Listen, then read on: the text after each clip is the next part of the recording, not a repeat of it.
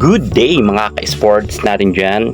Capital One versus Cherry Tigo naglabanan na sa kanilang unang harapan.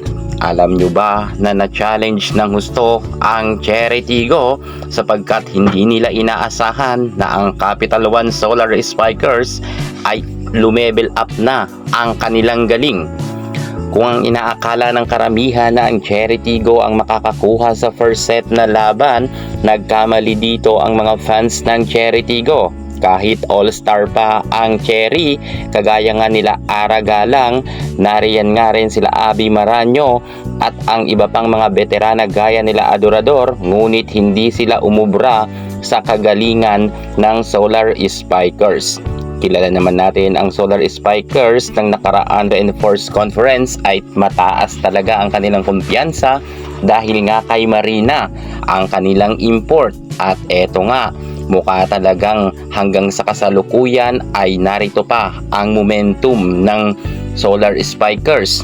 At kitang-kita natin na hirap nga ang diskarte ni Coach Norman Miguel sapagkat lahat ng mga malalakas na hampas ng Cherry ay nakukuha ito ng Solar Spikers. Dikit naman ang kanilang score pero walang panapos ang Cherry Tigo kung saan napag-iwanan nga sila sa bandang last part ng laban. Sa duluhan na laban ay naging matatag ang kupunan ng Solar Spikers, lalo itong si Patty Orindaing kung saan ay tinodo niya ang puntos, samantalang si Abby Maraño ay humahabol naman sana ng score dahil 2 beses naman siyang naka-score ng sunudan, ngunit hindi na nila ito nahabol pa.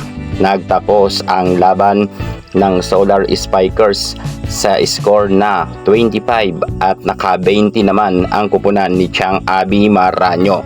Sa kasalukuyan ay panalo na nga ang Solar Spikers pagdating sa set 1. Ngunit alam natin na ang Cherry babawi yan. Sa tingin nyo, makabawi kaya ang Cherry or Solar Spikers pa rin ang mananalo? Well, abangan natin ang second set.